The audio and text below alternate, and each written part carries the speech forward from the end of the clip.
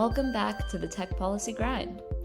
I'm Rima Musa, and I'm a fellow with the Internet Law and Policy Foundry, the organization where the next generation of tech law and policy professionals convene to write, think, and talk about the web, technology, and disruptive innovation.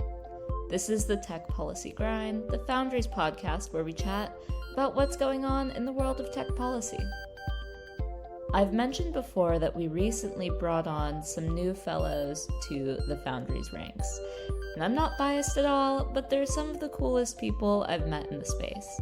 I can't wait to see what they do in their respective fields as we navigate our careers in tech and internet law and policy all together. I promised you get to meet them soon, so for this episode, Foundry Fellow Lama Muhammad sits down with some of these new members of the Foundry's new cohort of fellows, including Ekene Chukwusokeke, an LLM student in the Law, Technology, and Entrepreneurship program at Cornell Tech in New York City, and Lily Siri-Spira, Media and Campaign Marketing Manager for the Techie Collaborative, a nonprofit focusing on socioeconomic inequities within and stemming from the tech industry. Lama chats with Ekene and Lily about their respective backgrounds and discusses their experiences at the recent Junior Fellows Program kickoff, the State of the Net conference, and why they joined the Foundry. Enjoy!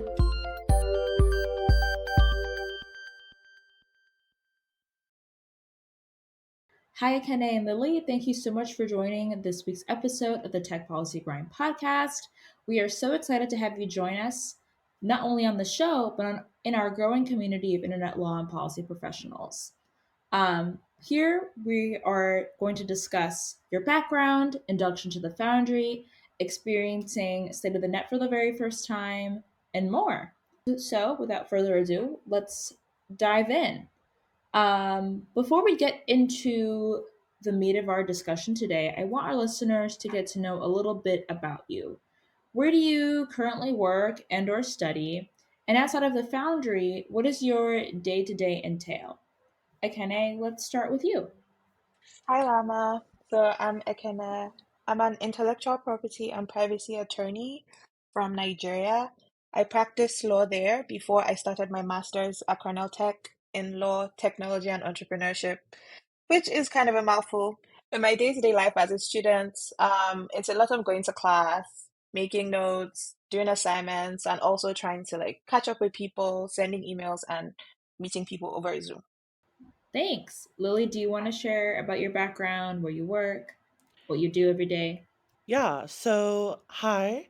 It's great to be on the pod. Currently, I'm the social media and campaign marketing manager at Tech Equity Collaborative.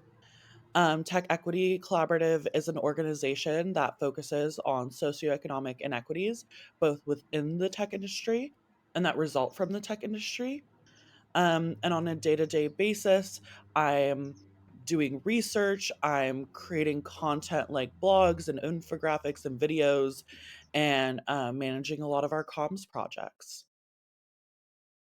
Awesome. As a fellow comms person, I love to see more of us in the space. So it's nice that you're here. Woo! Woo woo. So thank you everyone for sharing. To sort of set the stage for our conversation today, how did you discover the Internet Law and Policy Foundry? What brought you to the organization? And ultimately, why did you apply to be a fellow? So for me, I'm interested in policy. So I feel like in the long term, while I'm an attorney right now, I would want to work in policy, influencing the law somehow, whether in the future or soon. So that's how I found out about the Internet Law and Policy Foundry on LinkedIn. So I think I'd been following the Foundry for about a year on LinkedIn when I saw the post about applying to be a fellow. So that's really what led me to the Foundry. So joining the fellowship is because I know that I would want to work in this field in the future. So I just wanted exposure to that work. Yeah. And also to meet other people who are interested in policy as well. Yeah, and I'm glad that you found us through LinkedIn. Means that the work I'm doing on LinkedIn is working. So that's always a bonus to hear. It's working. I'm so glad. Lily? Well, it's definitely working on me.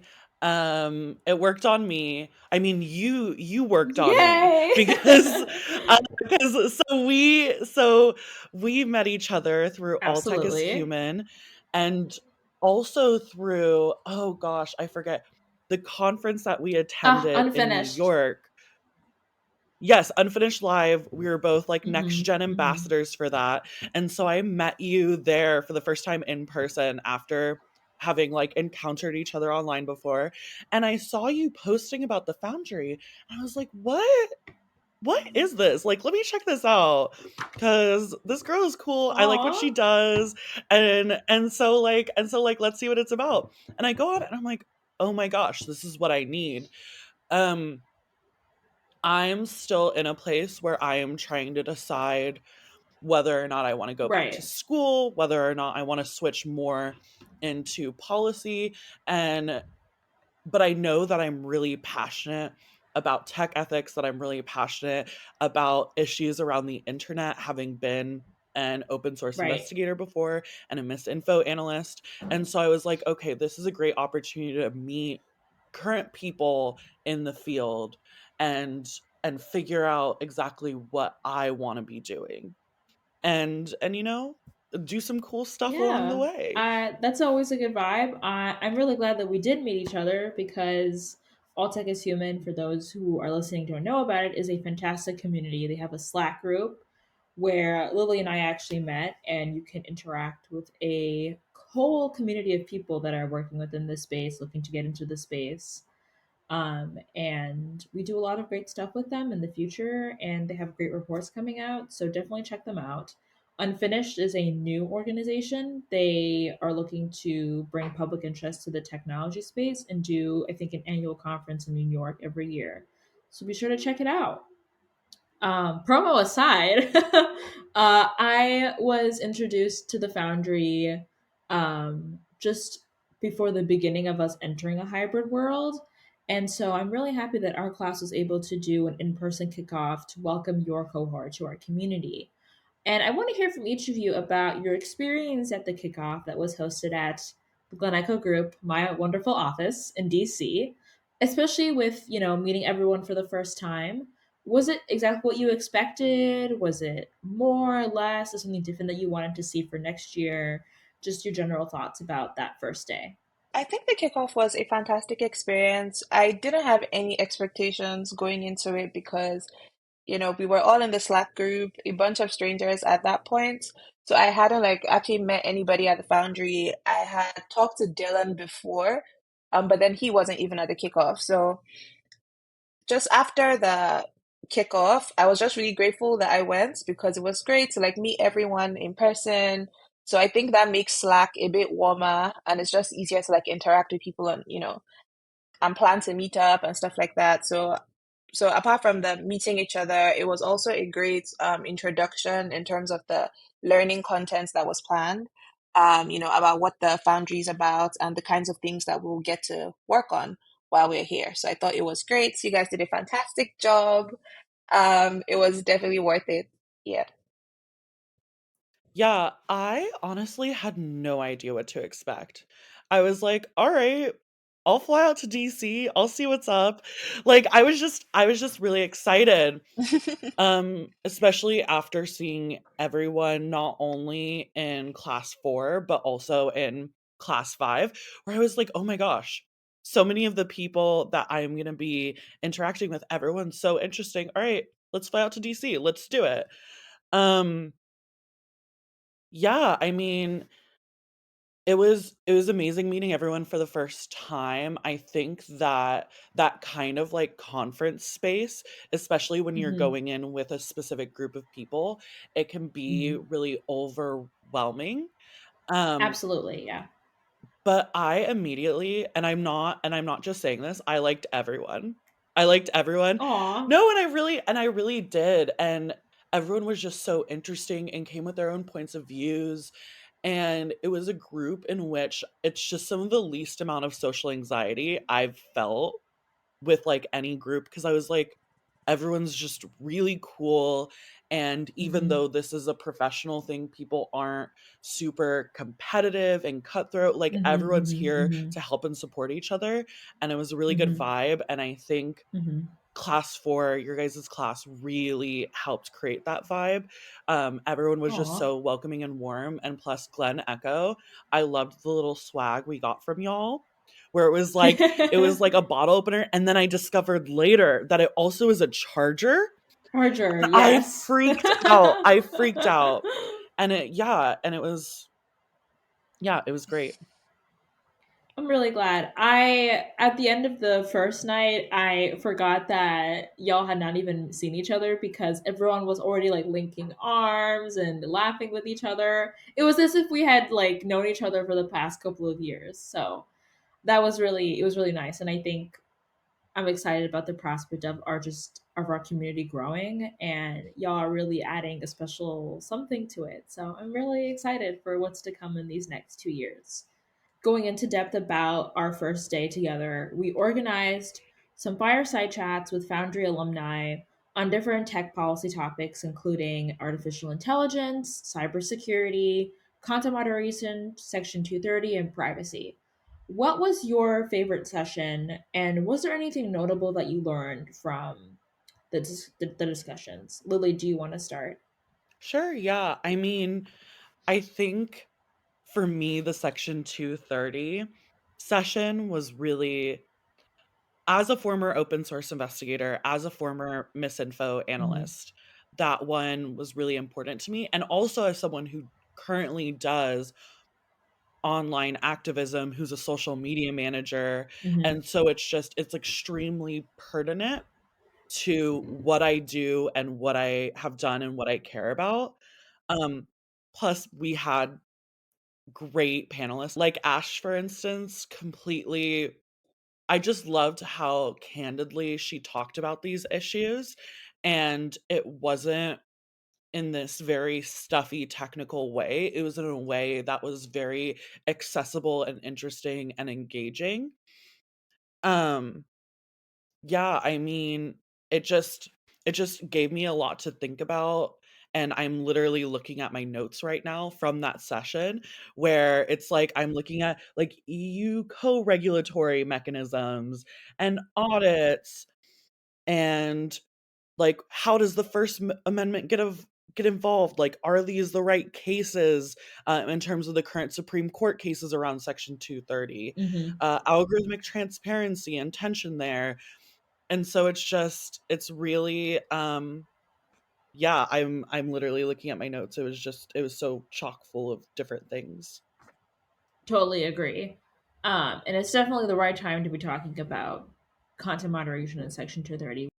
We'll probably get into this later in our discussion, but I think an overall theme of our few days together was that people, I think, underestimate the legitimacy and understandings of technology within government because, from the Office of National Cyber Directors, White House strategy, clearly there are experts in government who do know what they're doing and know what they're talking about. So I think it was refreshing to sort of hear that there is a general consensus and agreement around these particular issues. Sort of getting into our experience at the State of the Net conference. So, obviously, after our kickoff was State of the Net, which for many of the fellows was their first time attending. Lily, was there anything that stood out to you most at State of the Net? What was your biggest takeaway from the conference? I think we touched about this a little bit, but I think, again, the gravitation towards Section 230 was especially interesting for me. I think almost all the rooms had standing capacity on all of those sessions. So it's interesting to see what tech policy issues are top of mind for individuals this year. Yeah, Section 230 was a huge theme. You know, we had the fireside chat before the conference, and then Ash even also during the conference Yeah. led a conversation about Section 230. So it was definitely something that was really prevalent. I mean, my favorite part of any conference is really talking to people. I met so many different Hmm. amazing people doing great things. The other thing I am one of I was one of those people that before I came to the conference, my understanding was that people in government didn't know. They Mm-hmm. didn't know what they were talking about when it came to tech. I had seen all those TikTok clips of like, oh, like Mm-hmm. big fail, epic fail. I'm talking like a millennial Mm-hmm. actually right now, but big epic fail from like senator who doesn't understand blah blah blah. Um but getting there, it was just so amazing to hear from people who are currently in government. um Hearing from different people in government about the AI Bill Mm-hmm. of Rights and about different like what HUD is doing with ed tech and innovation for values and rights. It was I think it was really good for me to hear that. It gave me a good new perspective that made me more confident in the government, the potential for national regulation in these issue areas, especially being born and raised and living in California. I think a lot of the times, and this was said throughout Right. the conference, a lot of the times we're like, you guys don't know what you're doing on the national sphere. We're just going to take care of it ourselves. And in fact, that approach has been really, in some ways, detrimental to developing national policies that are comprehensive. And so yeah, it was just really great to have that. I was like, They're all right, slaying. government, I see you. You got experts. I mean, yeah, I mean, what I was going to add to that is just the area of like the infrastructure investments, because the conference was at the beginning of Mm-hmm. March. So you know how at the end of the year, people come out with stuff like, oh, this is stuff, you should expect in the new year in terms of policy direction. So it was really helpful Right. to just hear, okay, this is how much funding is allocated to this. I was very surprised to find out that there are people in the US that don't have access to high-speed internet, right? And the government is setting aside, you know, Yes. it's 50 to Yes. 65 billion to connect them to the internet. Like that really surprised me. So that specifically stayed with me. So just seeing that, okay, these are the things that the government is investing in. So that directs our minds or my mind to what to expect from, the policy space, like in the short term.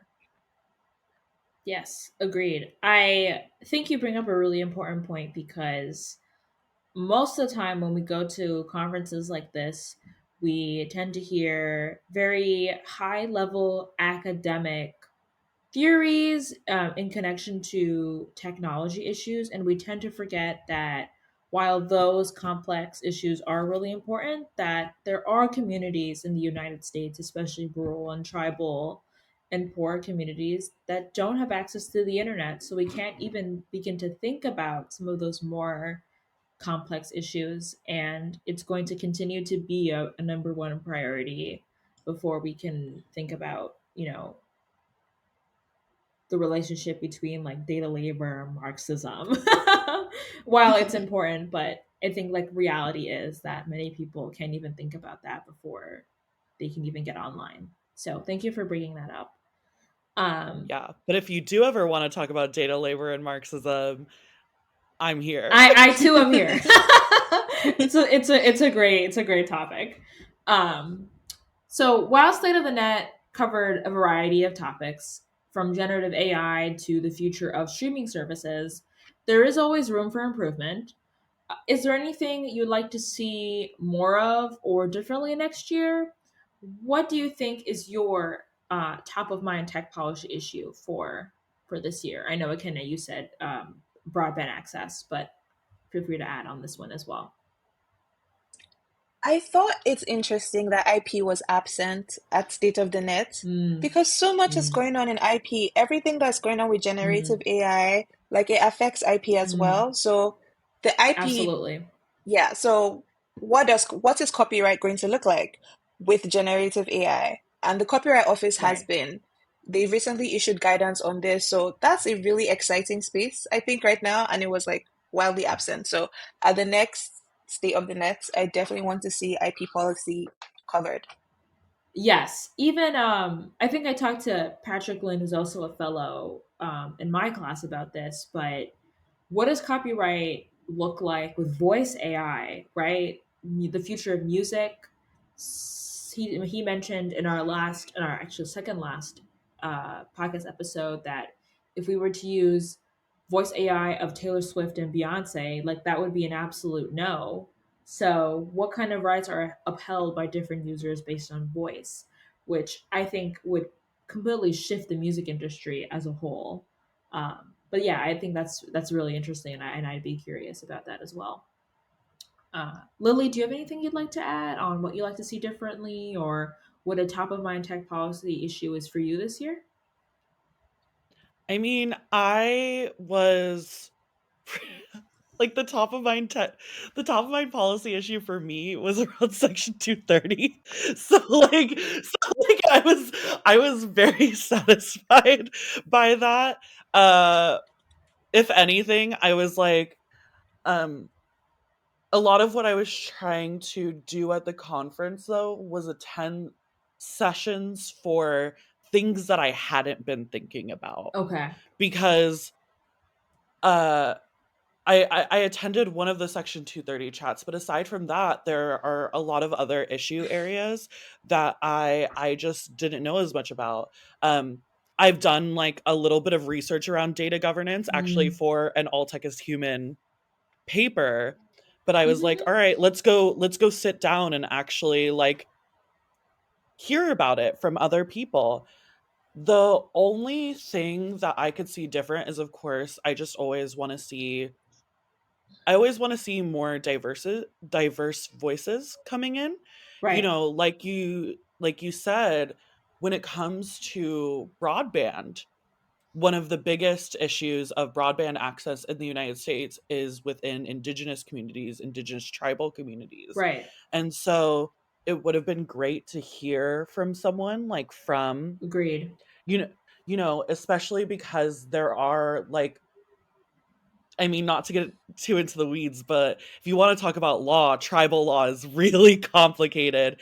And tribal law, in the context of then US national law, starts to get all sorts of complicated. So you bring internet law into that and policy, and it gets all sorts of messy. And but at the end of the day, however messy it can get, there is clearly an important issue at stake. And I think it's good to hear from representatives of the communities Mm-hmm. that have the most skin, that have their skin in the game. Mm-hmm. So yeah, it would be really great to just have more representatives in that sense. I completely agree. I think this goes back to our earlier bit about making sure that when we have these conferences and summits and panels that we don't forget the reality aspect to it. Obviously, we talk about some pretty complex issues, but also remember that people are at the center of this. And I think I would like to see more of individuals who are greatly impacted by this technology present. So we talk a lot about like algorithmic accountability and predictive policing, but where are the individuals that were wrongfully accused of a crime by this technology? Are they in the room? Are they talking to the right people? Like, are we giving them the platforms to talk about how real this kind of issue is impacting them and their communities? But hey, like that's why we have the Internet Law and Policy Foundry, and we can take events into our own hands. And sort of shifting gears here, we had a moment during our kickoff session where we thought about brainstorming ideas for the future of the Foundry, and you all came up with some really great ideas. Is there anything in particular that you wanted to share about a project that you hope to work on over the next 2 years in your time with the Foundry? So something that my team really wants to work on with the Foundry is like the writing. Like we know like the Foundry has this amazing podcast, but we're trying to revive the blog. Our first post just went up last week. So just to put out a lot more written work. And we also want to make this knowledge like accessible because like Lily is from California where they actually vote on legislative proposals. So we want people to be able to understand these things that we talk about, not just on a high level, but also because they affect all of us as well. So accessibility, more accessible knowledge, and a lot more written work. Yeah, Yeah. completely agree. I am really excited for our Medium page to be revived. The Set of the Net recap, which we'll include in the show notes, is a great first blog. So thank you. Lily, anything to add?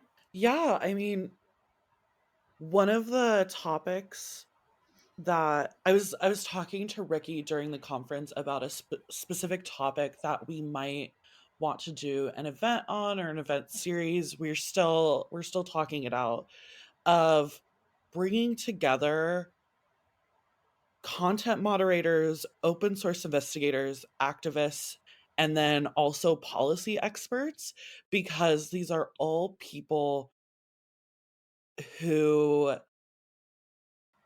things like Section 230, things like content moderation, um, all greatly affect the work they do. And when you look on the surface, there are a lot of juxtaposing and contradicting like interests and needs from all of these stakeholder groups. And yet, all of these stakeholders are doing extremely important work. So that's definitely something that I am interested in. And then I'm really excited about the blog getting reestablished. I love writing. I studied create. I went to an art school, an arts high school, where I majored in creative writing. So I always love opportunities to do Ooh, that. And I'm hoping to maybe do some video editing, maybe get the podcast, get a couple of ooh, clips of the podcast animated, or something along those lines. yes. So that's something that really excites me. Well, I'm so excited that y'all are here because the greater bandwidth power, the more that we can do. And speaking of greater power, we ended our welcome program by taking a special visit to the White House Office of Science and Technology Policy and the House Committee on Science, Space, and Technology. And I want to hear from both of you about what you learned from either or both of these visits. And did any of these visits, or both of them, inform about the direction of where you'd like to take your tech policy career? Um, well, I really enjoyed taking photos of me talking into a microphone Which at a you can see on our podium. Twitter. Um, which you can see on the Twitter. It's very action oriented. That was really exciting. Yeah, I mean, what I really learned is, once again, there are people that are working on these issues within the government. The knowledge is there, the technical expertise is there. That starts to bring up some other questions as to like why we haven't passed stuff like comprehensive privacy policy. That starts to bring up other issues, but definitely the technical expertise is there, and they're doing such important work. It definitely informs my career direction, in terms of, I really see, as I go along in my career, playing this role in being a sort of Mm, translator. I'm someone, I like figuring out how to say things very hmm. plainly in ways that many people can understand. And then also be the translator back, which is that, all right, getting people's stories and then translating that back to like the technical experts, and being like, okay, like, here are people's stories, and sort of being a translator for the other way as well. And so I saw a lot of that happening within those roles. And while I don't know if I'd want to work in like the White House, or in Congress, I definitely know that that translation work is highly needed, and it's something that I want to play a role in. It's the comms and you coming out, and the Glen Echo Group is in Washington, D.C., and that describes half of our role quite well. No promo here, but check us out. No promo. No promo. But they're great. Thank you. No promo. Kenny, anything to add? Yeah, so what Lily said about the role we play as translators is so important. My other takeaway from the visits to the White House offices was that I used to think of policy as something you do when you're older and you have big Mm-hmm. expertise and influence, and then, from the you get to go to the top of something and lead it and influence policy.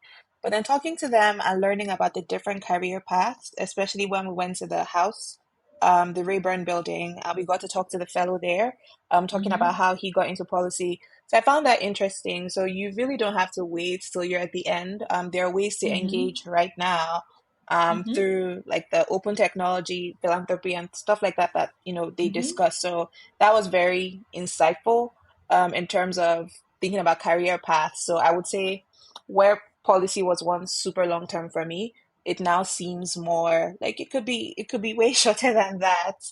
And then also the framing and them communicating their expertise and their issues. Just that reframing was very important for me, and that was just like my biggest takeaway as well from those visits. Yeah, I completely agree. I think it really solidified that there is a marriage between, the social sciences and the hard sciences. There's always sort of like a butting heads between those two disciplines, but really, like, both of them need one another because both inform each other about a lot of things. And so I was really happy to see sort of these things being tied together, and it also allows for like greater interdisciplinary thought to come to the table. And I'm really excited about how our generation is really going to think about their perspective going into these sort of topics. um, and so on the conversation of hope, after our initiation program ended, do you actually feel hopeful about the future? There are still a few barriers to entry in this profession for, women, people of color, and other underrepresented groups. And I hope that through this fellowship, we can sort of alleviate some of those systemic barriers. This question is open ended and for anyone to answer. I definitely feel hopeful. I left feeling hopeful. I'm a grad student, so at the same time, I'm also in job hunting season, which can be overwhelming. But the Foundry itself is such a diverse group. It's a really diverse group. Your class, previous classes, and our class as well. And then just the different people that we got to meet at the conference. It was so wonderful to be a part of. So Mm-hmm. I did feel hopeful that, oh yeah, so this is like a space that could potentially be, for me. So I left very hopeful about that, and also hopeful about Mm-hmm. the investments being made, and just again knowing that the people in charge know what they're talking about. So I did feel hope, or I'm Mm-hmm. very hopeful Mm-hmm. still. Yay! I love to hear it. Lily? I think in a lot of ways I'm hopeful because I wouldn't be in this work if I didn't have some sort of hope. I'm not a glutton for punishment. um, I am simultaneously, I do worry particularly about just a lot of these systemic issues when it comes to our political economy and the way that impacts issues of diversity and diverse voices and accessibility, and the way that also gets involved with technology, how it's developed, why it's developed, and how it's distributed. So I'm concerned in that larger way, but I do feel like we're in this nice like pocket of hope where we can like support each other, and that feels really good. Um Yes, yes. Agreed. I can only speak to my experience, but I certainly it was amazing being surrounded by so Hmm. many great women in this field, because especially as a previous like open source investigator, Mm-hmm. that isn't always the case. And it was also really nice to openly speak with a lot of people, particularly about neurodivergency, um, and what it's like to show up as a neurodivergent person, really in any industry, but also Mm-hmm. in tech. And so I think definitely another issue that I'm really passionate about is, mental health and Right. psychosocial resilience. I think that focusing on that will make sure that diverse voices that enter into the field stay. Because a lot of the times when we don't focus on these larger cultural issues in the field, people leave, people drop because the culture isn't something that was built by or for them. In fact, it was explicitly built to keep them out. And so that's a larger issue that we also need to focus on that I'm really passionate about. Thank you so much for sharing both of your comments. I feel very happy that you both shared them. It's really important. And to sort of conclude, uh, as many of our listeners know, the Internet Law and Policy Foundry is a career development fellowship. So, Akene, Lily, is there anything you would tell your high school or college self to do differently to bring you where you are today? Or do you have any advice for students in sort of those age groups thinking about a career in tech policy? Uh, I would tell my younger self in school to worry less. Because like I'm an attorney, so people are very type A. I guess I'm a bit type A myself, but just it's always felt like everyone has this focus. They know what they want to do, and I was interested in so many different areas, and somehow those interests are coming together and it's making sense, if that makes No, sense. absolutely. So yeah, so I would say don't worry. Whatever it is you're interested in, just lean into it. And I would say, like, to young people interested in tech or in policy, just use the medium you prefer to Mm, engage. If you want to write about it, write about it. If you want to make a TikTok, make a TikTok. Like, there's room for everyone to have a say. absolutely. Lily? That really resonated with me. I imagine a lot of people, because when you join a fellowship like this, chances are you're a go-getter. Mm, You're someone, you're a little bit more of a type A mm, personality. I would tell myself, in addition to, you know, just just be easier on mm, yourself. You don't need to have it all figured out right now. And in fact, absolutely. even if you figure it all out right now, you will probably change later. Like like Akena said, lean into what you're interested in. You're gonna find your way, and you need to put some trust in Mm. yourself in that, and not join like 50 different clubs. And I was at one point, my senior year of college, my last year of college, I had two jobs, two part-time jobs. I was running a human rights publication that I had started. I was an open source investigator, and I was doing and I was in an co-ed professional international relations Oh, fraternity wow. all at once. And I think about that now, and I'm like, all I want to do is stay at home with my cat. As you deserve. So I would tell, as I deserve, and you know what? As Cheeto deserves. So yeah, and I would also say to my college self, just take the coding class. Exactly. We Just take the coding class, take it pass no pass. Just it's okay.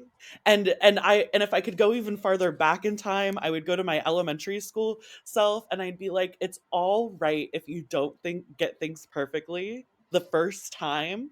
You have to get used to that now, or else coding, by the time you get to college, you're going to hate it, because coding is all about trial and error. Yes. Life is all about trial and error. So you got to start getting used to not being good at things right away. Absolutely. And I am adding a plus one to college because take it easy. I had God knows how many majors and minors at some point, and I'm here. And I did take the jump and I did take the coding class. I was a CS minor, and the gaze of coding that it's only for a particular set of people, only like very intellectual people can do it. That is absolutely not true. Anybody can code, anybody can learn a language. Take the class. Python is great. um, I'm taking that right now. well, oh, really? Good luck. It's actually, no, I actually really like Python. I really And enjoyed some it. back end HTML is always good if you end up in comms. Uh, I grew up on Tumblr, so HTML and I go are besties. I'd be lying if I said I wasn't still on it. I love the recent Tumblr revival. This is truly my renaissance. Oh, I never left, so I'm I'm doing quite well. Thanks for tuning in to this episode of the Tech Policy Grind. Let us know what you think of this season. Get in touch with us at Foundry Podcasts with an S at ilpfoundry.us and leave us a review on whichever platform you may be tuning in on. Shout out to Lily and Akeke for joining the pod this week. Connect with them on LinkedIn or Twitter to learn more about them and their stories. I'm Rima Musa, the host, producer, and editor of the show, and this podcast wouldn't be possible without the help of our team at the Internet Law and Policy Foundry, particularly Lama Muhammad, our social coordinator and host of this episode, Allison McReynolds, our accessibility coordinator, and Tim Lorden at the Internet Education Foundation. See you next time.